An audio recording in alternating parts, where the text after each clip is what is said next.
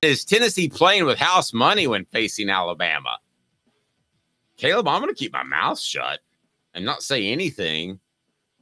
And I'm going to give you the opportunity here to save yourself and explain this to me, because I don't know what in the world you're talking about. How's it house money? Tennessee's a contender now.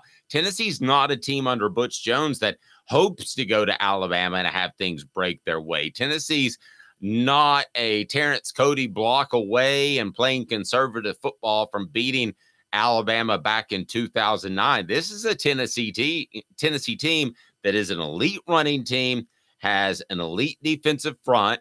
They should expect to go down there and win. That's why the point spread is single digits. So if we said it was at a neutral field, it'd be around 6. No, I don't know where you're going here, to be real honest with you, but you're a great programmer, sir, and I want you to tell me where you're going here, because this ain't house money. Tennessee expects to go down there and win, and I got a sneaky feeling they win. So I will give you 2 things in your favor before I go into my spiel. The 2 things into your favor are losing at Florida took away a lot of the house money for this game, because it makes, obviously, when you lose, the next big game becomes a heck of a lot more important than it would have been. The other part is, with Brock Bowers being hurt at tight end, the SEC East race is a lot more open than it may have seemed at the beginning of the year. However, with those 2 things, I reset my expectations after week 2 of this year, which is that, okay, Joe Milton is who we thought he was before the Orange Bowl last year, which means that this is a transition year for Tennessee. The focus of Tennessee is to stay above water and stay relevant in the top 25 rankings so they don't hurt in recruiting, and then they can take off again next year with Nico Iamaleava at quarterback. So you're basically telling me Tennessee needs to hold pat this year to keep recruiting going and then compete at a championship level in the future. Guys, I don't know about you on the message board, but that's not what I'm thinking. I'm thinking Tennessee still can get in the SEC championship game. Of course, they would have to beat Georgia to do that. I think they could sneak in the college football playoff.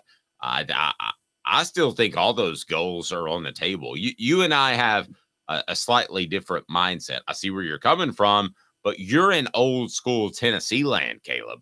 You got to get in new school Tennessee land. This is compete for championships year in and year out. Georgia doesn't say, oh, you got Carson Beck this year, so it's a year of transition. If you want to go back to Alabama this year, doesn't say, who the hell's the quarterback going to be? This is year of transition. You don't say year of transition. That's a ridiculous comparison. Okay, Georgia is a back-to-back national champs. Alabama has had a dynasty. These are 2 programs that have NFL talent all over the field. If you just look at the projected NFL draft for the next 3 years, Alabama and Georgia both have better rosters than Tennessee. Significantly so. Like, significantly. So look at this. Look at this. Rocky Tom says exactly what I'm thinking. If our offensive line doesn't make silly mistakes because of crowd noise, we have a 50-50 shot to win. That's what we're going to talk to Josh about. I'm telling you, this team, they may not be the same as they were a year ago, but this team is competitive because of their defensive front 7 and their ability to run the ball. This is not a Tennessee football team that is still trying to climb the ladder. The ladder has been climbed. You know what I mean? I think they're still climbing the ladder. I think Tennessee, again, I brought up this before.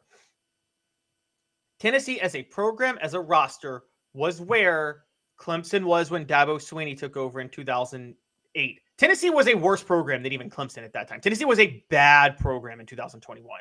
I mean, a bad one. It's a job that you didn't want, honestly. And if you were a coach trying to build your career, and it was gutsy for Josh Heupel to take it.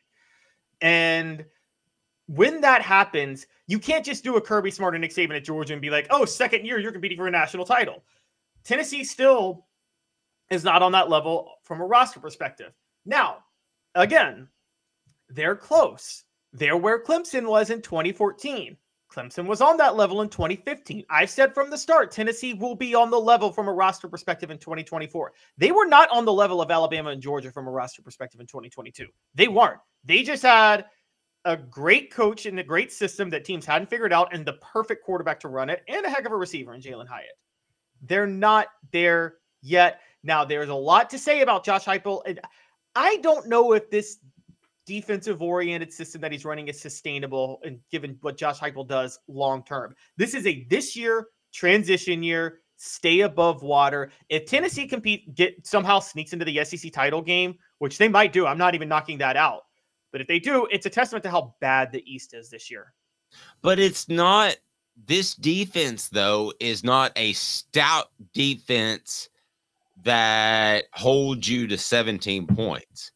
It's an attacking defense that is going to score points. And I don't think we've completely seen that yet. We saw a little bit with the, you had Gabe Judy-Lawley, and he caught an interception because of pressure. I still think there are at least 4 or 5 strip sacks for the remainder of the season. And I am so close to picking Tennessee over Alabama. It's not even, it's something that I think about oftentimes. Dave, let me ask you this, and here's where I'm going with the house money situation. Here's the best way for me to put it. If Tennessee loses to Alabama, do you think Josh Heupel will take any hit on the recruiting trail whatsoever? No. Okay, I'll give you that. If they lose to Kentucky in 2 weeks, do you think he'll take a hit on the recruiting trail? Yes. Exactly. Kentucky will hurt him in recruiting. Alabama's not going to do anything to him in recruiting. 2 minutes, Josh Ward. I still disagree, and I'm close to picking Tennessee to win this game.